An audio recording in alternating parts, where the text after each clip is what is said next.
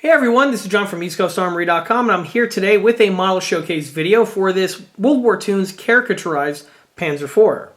The model that you see here is built for my own personal collection and is not for sale and or purchase. However, like I frequently mention in these build videos, I often take on commission build projects from models ranging between 1/35 scale and 1/6 scale.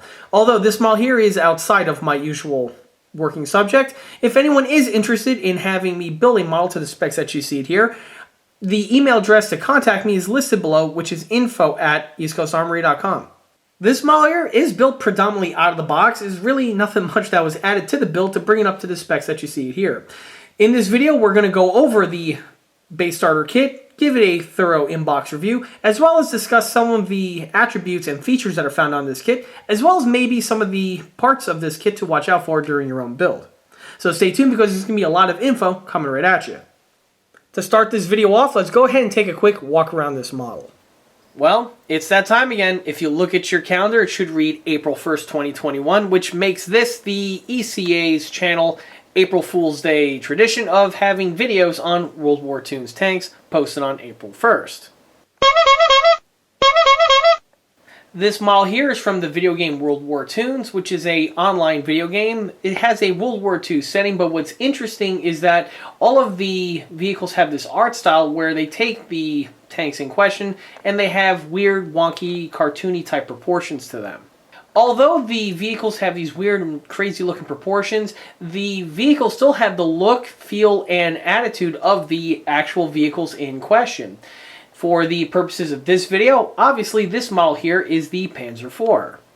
The video game has been around for a number of years now, and even though I myself do not play this video game, I do enjoy building the models from the series. The models seem to have a good cult following to them because it seems like every year or so, the model company Meng, who produces these kits, seems to release a new lineup for the World War Toons range. With any luck, this doesn't slow down because working on these World War Toons kits is something that has become a quite enjoyable experience for me. Before we go any further with the video, let's go ahead and take a step back to when the model was first started to get a good idea on what the base starter kit supplies you with. And here's the model at the start of the build. For the base starter kit, I'll be utilizing this Meng World War Toons caricaturized Panzer IV. This kit here is WWT-013 and was released by Meng back in 2018. Anyway, the model itself is an all-injection molded plastic kit, just like with the other World War Toons tanks, with the exception of the tracks, which I'll touch upon in a moment. The models are known to build together very easily, and one thing that I was told is that the newer generation of World War Toons kits, like the Stuart or this Panzer IV here, are easier to put together and build compared to some of the earlier options. And that's not really saying much because the earlier ones I found to be extremely easy to build, so hopefully these ones here are even easier. But again, that remains to be seen. Starting with the model's graphic design, we have the caricaturized Panzer IV with its side skirts. A green grassy field over here. I like the way the grass is over the little banner and stuff. It gives a little bit more dynamic to the scene. The quality of the box art's pretty good, which is a common standpoint on these Meng World War Toons kits. Just like with the other World War Toons models, has the same type of format with the logo for Meng, the World War Toons logo, as well as the other information in this cartoonish type font. Another thing that's a staple on these kits are the vertical diagonal lines that we have here, which break up the monotony of the scene, but also have another trick that I'll show right now. With the camera zoomed out, you can see why the model has these vertical lines like this. Well, if I take two other World War Toons kits and line them up side by side, you can see that they form this continuous banner that we have here. This is designed for a retail type setting where if you have a store shelf, you can have all of the models lined up and it creates for a nice little display. In addition to that, if you have a number of these kits in your collection and you want to display them with the box arts, you can do the exact same type of configuration for the same type of reason. This kit here I picked up off of eBay for about 19 to 20 some odd dollars, and that's really the going rate for these kits. You can find them from 19 to about 26 or so. It just really depends on the vendor as well as the place you're purchasing it from. This model, along with the other World War Toons kits, are fairly easy to come by, and it's not too hard to track one down, again, either on eBay, on Amazon, a Google search, or possibly even snagging one at a local hobby shop or a comic book store setting type thing. These kits, their distribution are pretty wide and diverse.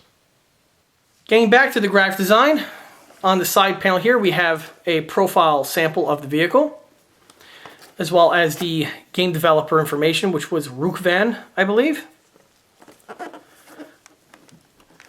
Here we have a side panel with the same type of box art, but it's just a little bit wider with its composition due to the way it's cropped. Over here we have a little advertisement here for the Meng paints, which is what they recommend you using. Makes sense, it is a Meng model kit after all. Same type of graphic design on the opposite side. On the back panel here we have another advertisement for the video game. We have the War Toons little banner, and we have some sample renderings of the vehicle in game. As well as over here, it's of course Olga approved, as well as some other important corporate information that's found on the back tab. Getting to the kit contents, just like with the other War Toons vehicles, they open up via the side portion of the box. It's not really commonly done on other model kits, but on the War Toons it seems to be a format that they like. Also, all the War Toons kits come with all their components sealed in a bag like we have here. Dumping out the kit contents, you get to see the runners now in full view. This kit here, all the runners are made from this injection molded ABS plastic, it feels like, but I believe it might be polystyrene. Hard to say offhand. But here you can see the runners now in full view. Note the quality of the moldings is pretty good. You know, these are made with modern molding machines as well as modern molding technology. And although the vehicle itself is cartoonish in its nature, the quality of the molds are top-notch. This runner here is clearly the running gear, and unlike the other builds where it separates this into two halves, on this model here, all the running gear components are found on one integral runner. This runner here consists of the upper hull as well as the shirtsen. Just like with the other components, the moldings are nice and crisp. There's no flash or anything else to mention. And you can see some of the finer details that are molded into the rear section over here.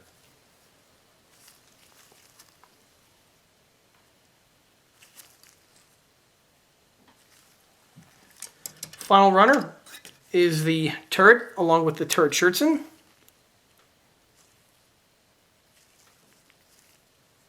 Definitely has the look and the feel of the Panzer IV, which is exactly what this kit's going for.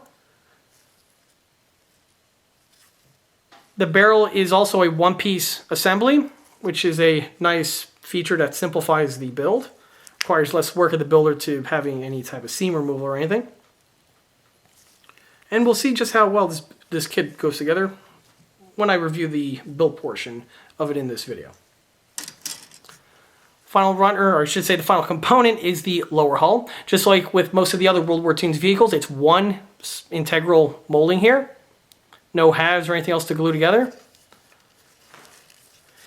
The plastic is nice and thick. It's a bit chunky, which is a staple found on the other World War Toons models I found, and it makes for a nice solid kit overall. They have a nice satisfying weight to them when you're done with them. The only components on this model that are not made from injection molded plastic are the tracks, which are a single piece vinyl type assembly, and they are, no joke, a single piece. Unlike some of the other vinyl type tracks on the market where you have two tabs, you have to, put them together and melt pins or glue them or something along those lines. On the World War II tanks, that's not the case. The track is just ready for installation directly out of the box. You can see the molded in detailing here, if I can get the camera in focus. No joke about it, it looks like a Panzer III track. It's kind of funny, kind of reminds me of the really old school Tamiya Panzer III and Stug 3s that were released back in the 70s. They kind of have thread patterns very similar to this, but it's neither here nor there. The inside portion, we do have some minor detailing, like these little ribs going across to simulate the little track link sections. And we do have these two guide ribbons found on either end, which is seen on most of the other World War II vehicles.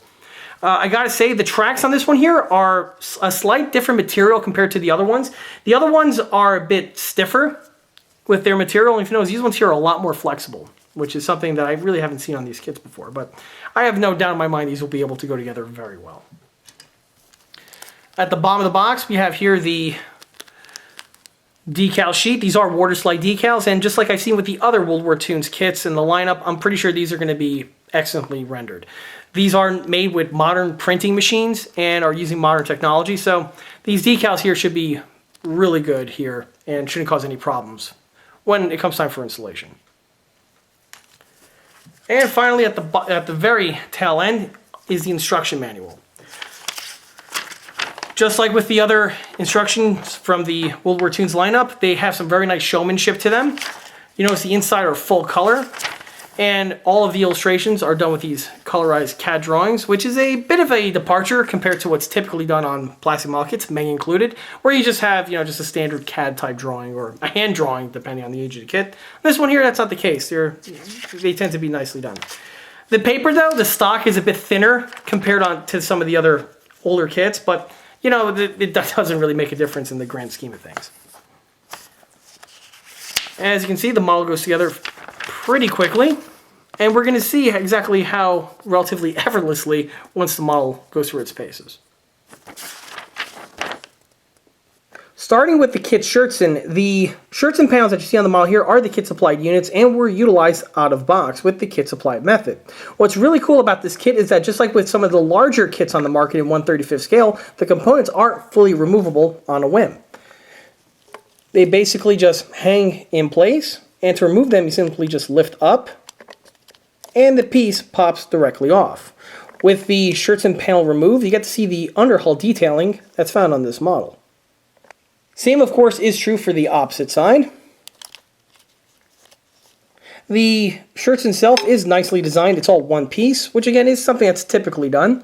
But what's really cool is that the holes are perfectly aligned with the ones on the frame here, and they just lock in place with hardly any issues. Even with the layers of paint and varnish built up on both parts, no other hand fitting was required to get the piece to fit on. With the shirtsen out of the way, you get to really see the suspension detailing. The detailed suspension is pretty good for the subject matter, and all the components were assembled out of the box. The only thing I want to mention is with the little pegs that we have here that secured the road wheels in place. The pegs are molded with having a connection point to the runner on the stem as well as on the head. This ensures an easy way to mold and a nice sturdy type molding as well. However, one drawback that this has is that when it comes time for painting them, this can lead to some issues. Specifically with the way I build these models, the suspension is the last component to be fitted to the model just prior to completion. Well, everything gets painted on the runner, which is great. It holds everything in place. However, because of that little stem connection to the runner on the tip here, if you paint the pieces on the runner and snip them off, you're clearly going to have some problems with a little bit of sprue as well as some bare plastic remaining. On the model here, like I showcased in a T34 video that I just posted, you'll see that I had to snip the top portions off whilst on the runner, which then allowed me to thoroughly paint them. The wheels themselves went on without any problems. The one thing that I do want to mention is that if you're going with this format, you are going to have to slightly enlarge the holes found on the hull and remove the layers of paint built up on the pegs. If you just try to go in without doing either of these steps, the paint buildup is going to cause some problems and it's going to add extra friction when it comes time to fitting these parts in place. On the suspension itself, because I frequently get asked, yes, the components do roll, and they do roll very nicely. Obviously, I'm not going to be doing that too often with this build, however, because the more you do that, the likelihood of the paint chipping and scratching off the tracks becomes elevated. One interesting bit of detailing that is found on this kit are the jerry cans. On the real Panzer IV, this little rack here would hold 2 spare wheels, but on the World War Toons ones, they gave you 2 little German jerry cans. The jerry cans are simply painted and mounted as per the kit, and it's just an interesting feature I wanted to mention.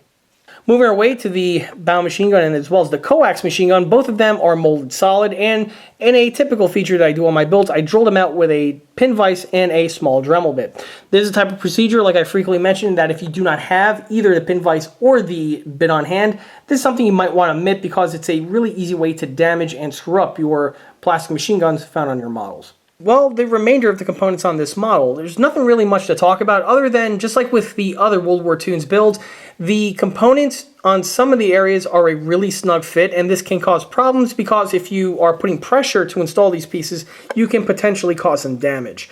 So what I like to do is I like to either enlarge the holes that are found on the model. This is best done if there's a circular hole, you just go in there with a needle file or a Dremel bit of one flavor or another to widen it out. Or with a needle file, I go ahead and remove some of the material found on the pegs that connect to the model. Either way, if you do this procedure, the model will progress a lot smoother compared to if you just try to go in raw.